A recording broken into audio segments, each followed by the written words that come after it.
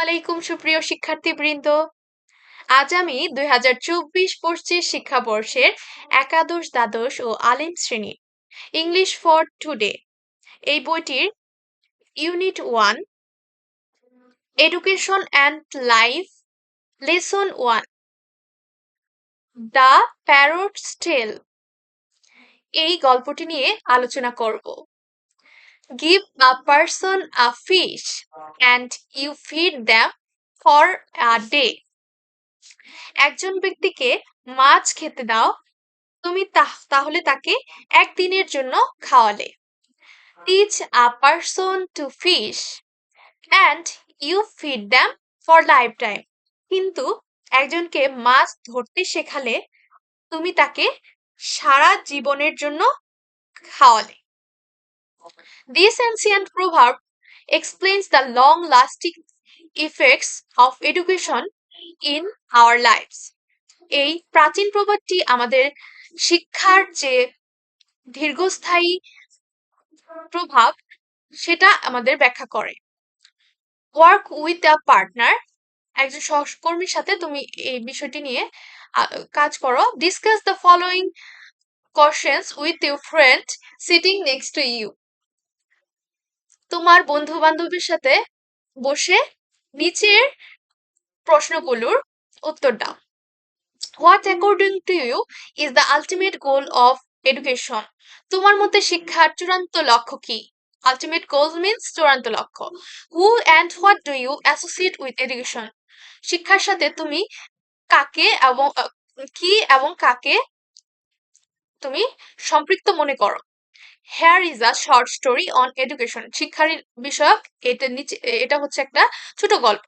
Read the story and answer the questions that follow.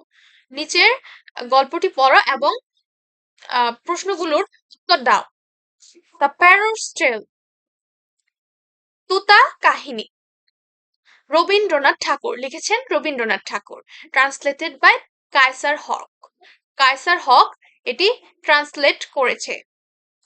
তো once upon a time there lived a bird. একটি পাখি ছিল। তো it was unlettered.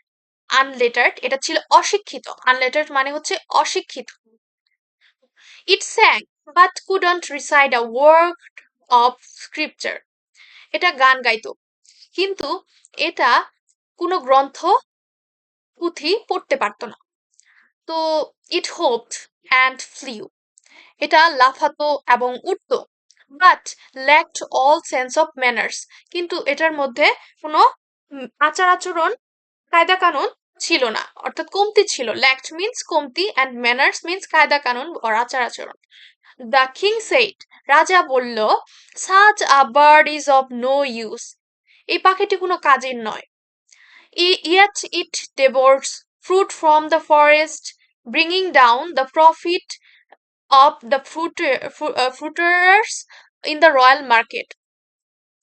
অথচ সে হচ্ছে বনের সকল ফল খেয়ে যে রাজার যে রয়্যাল মার্কেট, রাজকীয় যে বাজার আছে সেখানকার যে ফল বিক্রেতা তাদের লোকসান ঘটায়। তো he summoned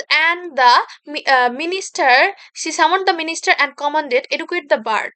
সে মন্ত্রীকে ডাকলো এবং আদেশ দিল পাখিটিকে শিক্ষা দাও। তো the task of educating the bird fell on the king's nephew, his sister's sons. তো এই পাখিটিকে শিক্ষা দেওয়ার দায়িত্ব তার যে ভাতিজা, নেফিউ মানে ভাতিজা, তার বোনের ছেলেদের কাঁধে পড়লো। তো the learned man of the court delivered long. রাজ্যের যে হচ্ছে পণ্ডিতরা হচ্ছে সুচিন্তিত অনেকক্ষণ ধরে আলোচনা করলো। They pondered the reason behind the ignorance of the creature in question. তো তারা অনেকক্ষণ ধরে গভীরভাবে চিন্তা করলো যে এই প্রাণীটির এই মূর্খতার অর্থাৎ ইগনোরেন্স, অজ্ঞতার এই কারণটা কি। The conclusion, the bird's nest made of straw and twigs could not hold much knowledge. তারা এটা বলে সমাপ্তি টানলো যে যেহেতু পাখিটির যে বাসা সেটা হচ্ছে খড়কুটো এবং হচ্ছে ডালপালাতে তৈরি, এজন্যই এটা কোনো জ্ঞান ধারণ করতে পারে না। তো therefore the first thing needed was a proper cage, অর্থাৎ প্রথম যে জিনিসটা দরকার সেটা হচ্ছে একটা সুন্দর এবং ভালো খাঁচা। তো the loyal scholars received handsome fish and happily went home. যে রাজার যে পণ্ডিতেরা তারা একটা ভালো অ্যামাউন্টের একটা বেতন পেল এবং তারা খুশি খুশি বাড়িতে গেল।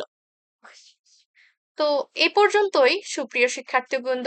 পরবর্তী ক্লাসে আমরা যে বাকি অংশগুলো আছে সেগুলো নিয়ে আলোচনা করব। Good bye.